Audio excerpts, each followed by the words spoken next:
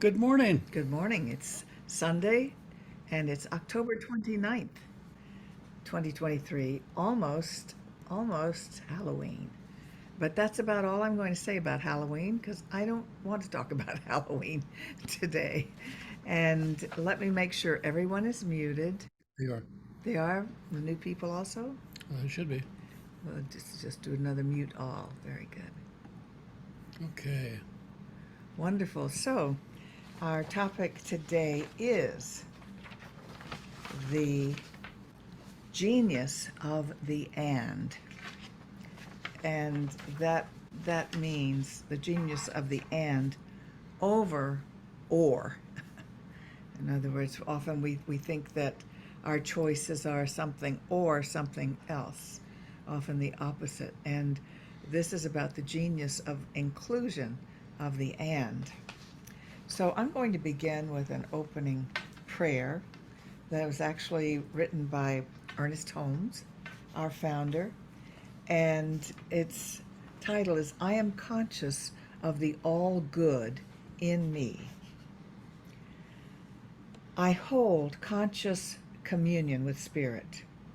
In a hand clasp, I can feel its warmth. Mm. In the exchange of thought, I feel the presence of the divine. I sense it in everything. It flows in transcendent loveliness into my world of thought and form, ever renewing, vitalizing, bringing joy, harmony, and blessings to everything and everyone. It touches. I am united with it. I am one with the eternal light itself. The presence of Spirit within me blesses everyone I meet, heals everything I touch, and brings gladness into the life of everyone I contact. I recognize all sources as divine. Therefore, I am a blessing to myself, to humankind, and to the day in which I live. Today, I uncover the perfection within me. I look out upon the world of my affairs, knowing that the Spirit within me makes my way both immediate and easy. I know there's nothing in me that could possibly obstruct or withhold the divine circuit of life and love. God flows through me to all.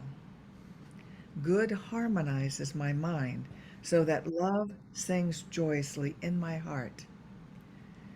I am completely conscious of all good in me, around me, and in all that is. That's And so powerful. it is. That's powerful. Yes, it's nice to speak what we call the truth, the spiritual truth of us, to speak it and to hear it is very empowering because we know that's what's true about us spiritually. And if that's what's true about us spiritually, we can allow it to come forth in the world and with everyone we come near. So I would like to start with a quote um, that is about this business of either or. And this is a quote by Scott Aubrey, a retired minister in our movement. He says, how would the world look today if, in September of 2001, after the attack on our country with the Twin Towers, our national and world leaders would have first sought to understand others, to pause in our reaction just long enough to consider what is in the heart and minds of those who have attacked us? Sure, there would have to be consequences anyway for this action, but higher than that, there must be healing. And so, that's what I thought when this recent new war erupted between Israel and Palestine, and and the U.S. As an ally to Israel, who also was remembering our own knee-jerk reaction to go into Iraq, because we were sure they were the bad guys and responsible for all this, and some of them were, no doubt, but we never stopped to say, why would those people have been so upset with us that they would fly into our towers with airplanes, killing themselves and thousands. Why would they do that? And as I asked myself that when it happened, I remember that I heard somewhere on the news that they were saying that many of the universities were teaching a course, and the textbook was called Jihad versus McWorld. I believe I'm doing this from memory, so I think I have that right. McWorld, meaning the McDonald's world, meaning American business culture infiltrating the world. And I never did even read the book after I bought it because I got it just with the title. The title says it all. These people, these Muslim people that value their values and culture, resent that the West, meaning America, U.S., is promoting its culture with its businesses, with its McDonald's that are in every country now, and as if we had all the answers and we know better. Our way is better. It was the same thing I saw when I lived in Europe in the 60s. Then we were known, the phenomenon was known as the ugly American, because American tourists were just rude and ugly to the Europeans, in their opinion. They came over, expected everybody to speak English, expected their demands to be made, that everything should be like it is in America. There should be ice served with water when you sit down at a restaurant, which they don't do over there. They don't even serve water because tap water wasn't even usable. Lots of reasons. But at any rate, it was just, we sometimes just act as if might is right and our way is better. And we did when we came to this country. We treated the Native Americans like they weren't even civilized, and we needed to just get rid of them. And that is an or. It's us or you. It's our way or your way. And there's another way, which is the value of the and. How can we incorporate both worlds, both values, and have respect for them? But I appreciate America's frustration. When we went to Rome, I was so disappointed to see everything was in ruins. What good is it? It's all ruins. You can't even fix it up. I mean, Well, and it's interesting to know that history, a lot of those buildings would not be in ruins had the whoa. Catholic Church not taken down all the marble from all these government businesses. They just took all the marble away and put it in their Yeah, right. churches You don't and need this religious anymore. buildings. That's right. That's nice. Because they wouldn't have been ruins. Otherwise. Sometimes people are just not nice to each other. Yeah, exactly. It's that or. Our way is better, so we're going to Yeah. take all the goodies. So there really is genius in this concept of and. How can we value our values and value other people's values too? Appreciate them for what is theirs and their way of doing things. That's Jean Houston calls herself a cultural anthropologist, because that's what you are when you go through the world, being curious and looking for the value in their ways and in their culture and appreciating them for that. And that way it's an and, not an or. I was thinking about it from another perspective, and that is that very often when we tell our story or we say what we're going to say, we don't realize that we're not just saying what we're thinking, we're also making a declaration. When we make that declaration, we're also often making a declaration which suggests that there's nothing else other than whatever I'm saying that's the way to go or the way to believe or the way to see things. And I'm thinking, because I work a lot in the mental health field, what happens when somebody tells me their story of their trauma, and I say, okay, and? I say, what do you mean, and? Well, that's what's happened to you, and what would you like to see happen next? What would you, and then they take a step back and say, you don't understand. Now that I've told you my story, we're done. This is the way life is going to be, and things are never going to change. And I'm injured, I'm wounded. I'm injured, I'm going to have my trauma and be my trauma and live my trauma, and that's why things don't work and they never will work. I thought if I explained it to you, you would understand. And all I can say is, as long as what you're saying is a dead end, there's no place we can go with that. There's no way we can look at that. There's no way we can include another possibility. So I think of and as the bridge to possibility. And no matter what it is that you're describing, you can say and. Now what? What do we do with this? Where do we go with this? It frees you up.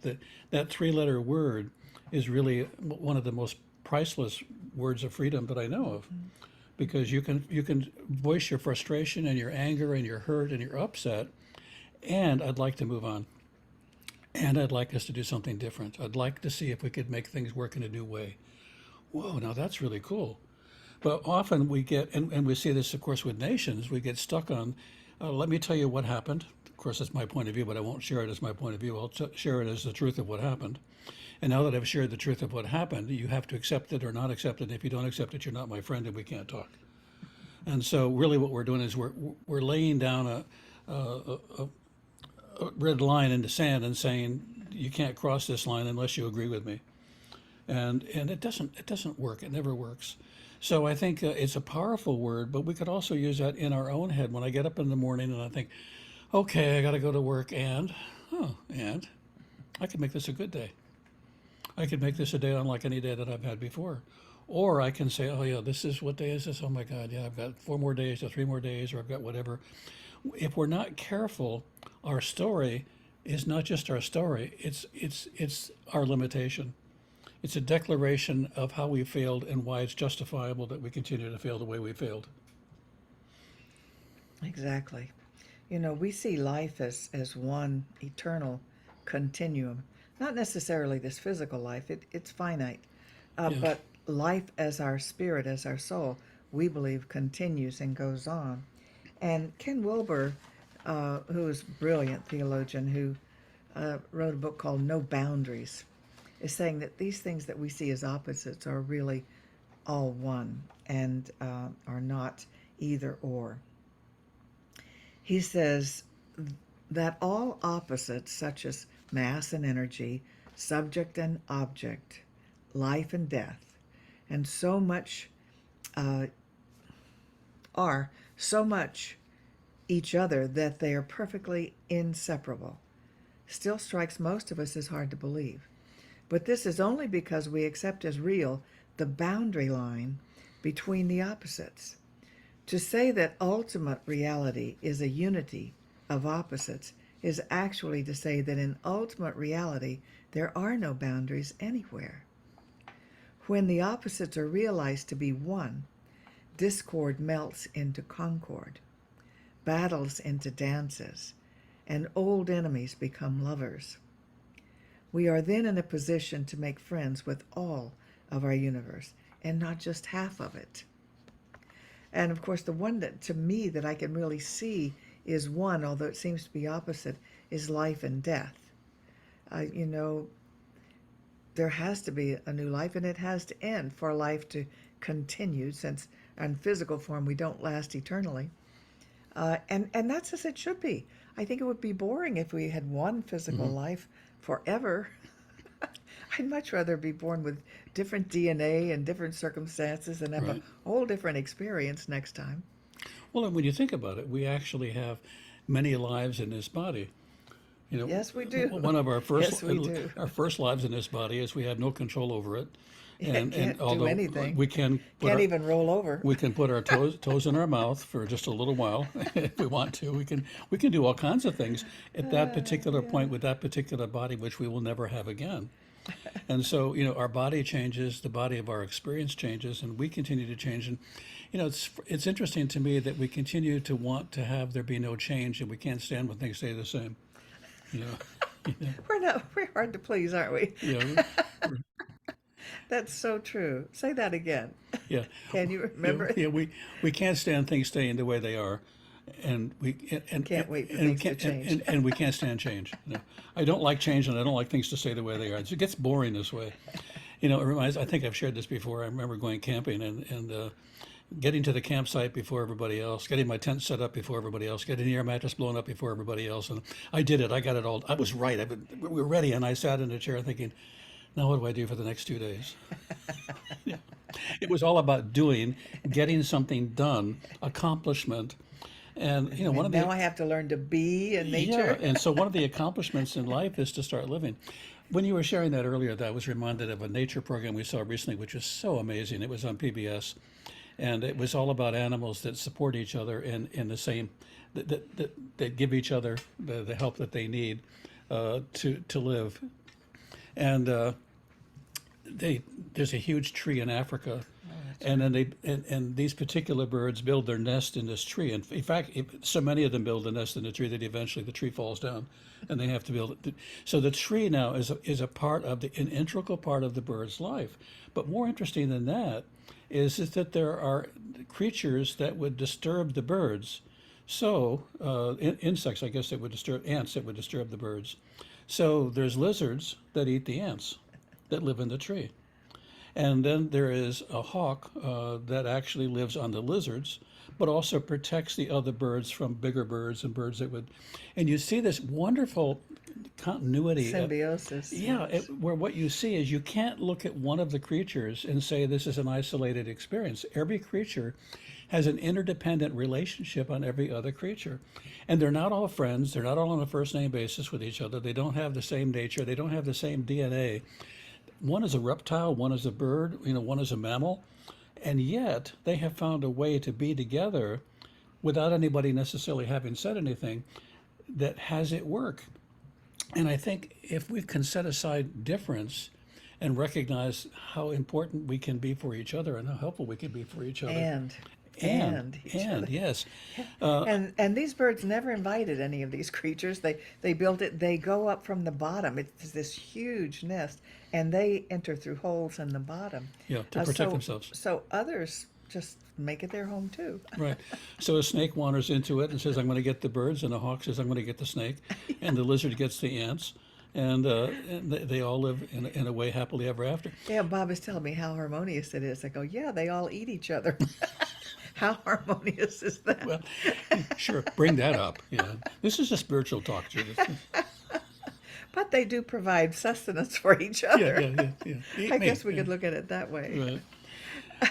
Well, and what we see in another part of Africa, which is interesting to me, that the rivers that have been created that aren't rivers until it rains, and then all of a sudden they're all rivers, were created by the hippopotamuses who would run these paths and dig deeper and deeper and deeper until there's this whole plain of rivers that without the hippos, and elephants also did the same thing, there would be nothing.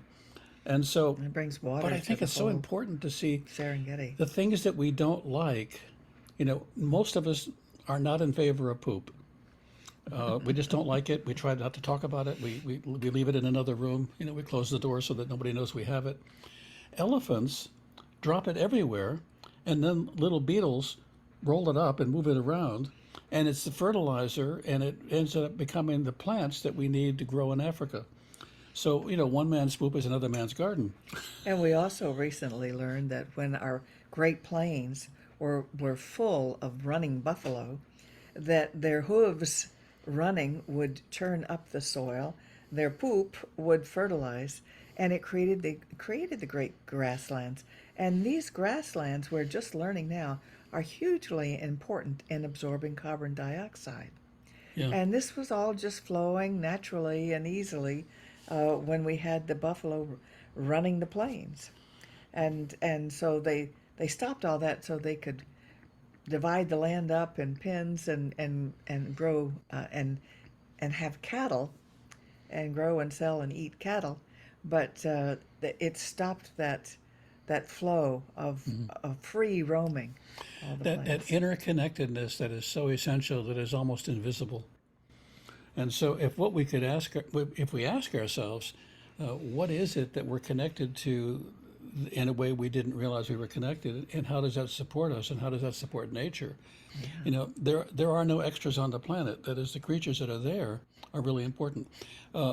Going one step further with that, I don't know how many different kinds of ants there were. I think I heard something like 150 different species, or maybe more than that.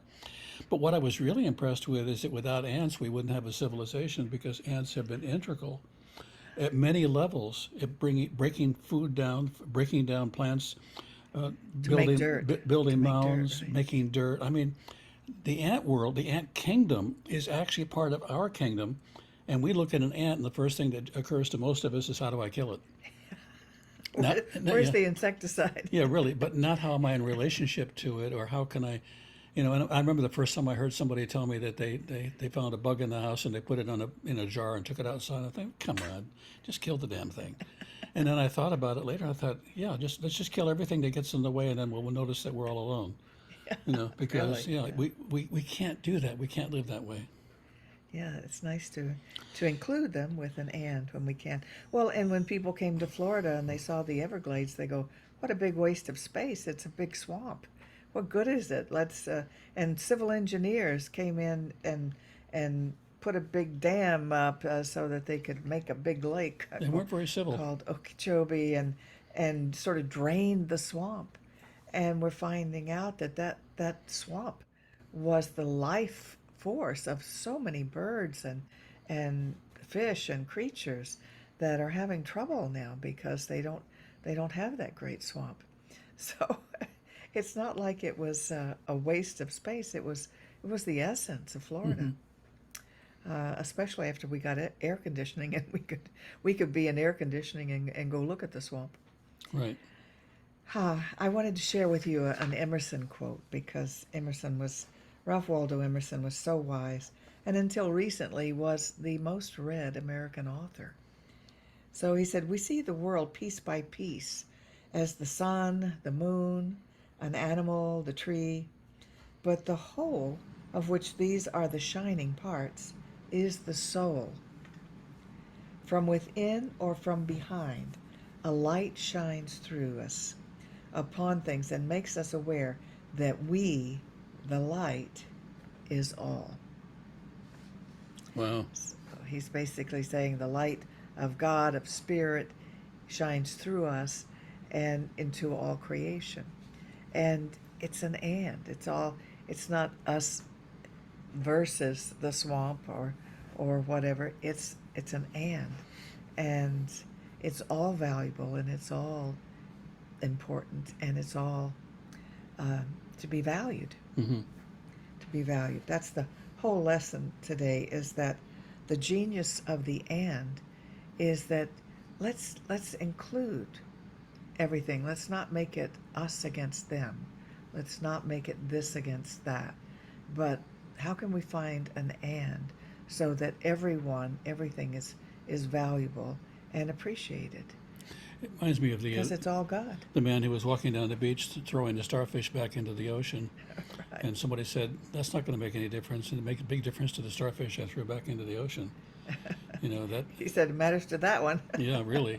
And so, when we start mattering to this life around us, even in the smallest way, we start making a big difference. Well, and as we've seen, if you've watched any of the videos of whales who have gotten all tied up with fishing net, and fishermen and divers who come upon them, who cut them loose, it's just so joyous to see the celebration of the whale thanking the person that freed him. They jump up, they slap their big fins on the water in celebration. They show themselves fully. You can just see they are so grateful and so thankful, and they have consciousness too. Yeah. They are sovereign beings too. Years ago, for a while, we lived in the country, and I got to be, my father used to call me nature boy because I would always have one kind of an animal or another that had been injured or whatever. And for a while, I had a red-tailed hawk that some kids had shot with BB guns. And so I got him, put him in the barn, took the BBs out of him, or pellets actually, took the pellets out of him, and she let me do that. And I must have had him for a good month and a half or so before he could fly again. And when he did fly, or she did fly, I don't know if it was a he or she, I couldn't tell, he made a nest over the house. And every morning when I would come out in the morning, he would call. And so, we had a relationship even though we were of a different species, had a different history, a different background, a different everything, but we were together. We were one. The other piece I wanted to mention too is that one of the reasons that it's important for us to name things and separate them out is it gives us a false sense of security and safety. I've named it, I know what it is, I know what it does. But in doing that for our own sense of safety, what kind of dog is there? What kind of animal is that? Oh, okay, now I know what it is. Okay, next. what we lose is the relationship piece that's so important. And so, if our relationship with the world is naming things and having some sense of control over them because we know something about them, we've really missed the essence of them. We've really missed the relationship piece that's really so critical. So, with that, shall we close with a closing I think so, and prayer? I think we didn't bring up the second screen, The second the screen. share screen. Oh, the share screen. So it's not up. No, it's not up, so we're going to have to just wing it. Okay, so we're going to invite everyone to support. If you enjoy our talks, if you enjoy listening to them, our conversations, we call them, we invite you to support us and support us by going to our website, which is cslpalmbeaches.org. And there's a button that says ways to donate. And when you see that button at the top, click on it, and it will show you ways that you can donate money to support our ministry. We thank you. We appreciate it. And we know that as you give, you do receive. It is a law of circulation, and it does work. So So I we think thank you. I think we'll end with a treatment. Okay. Yeah. So let's just we are together already. So let's recognize the togetherness that we share, recognize the consciousness that we share, recognize that we are in this together, and we are in an expanding world in which, as we allow our world to expand, we are expanded. Our consciousness is expanded. And as we include more, we are included in everything that nature offers. We say yes to inclusion. We say yes to love. We say yes to joy. We say yes to new understanding, and for the world to expand in our consciousness. Knowing that this is already done in the mind of God, knowing that this is done in our mind and in consciousness because we are one with the divine, we say thank you. And together we say, and so it is. So it is. And this is where I think we end the recording.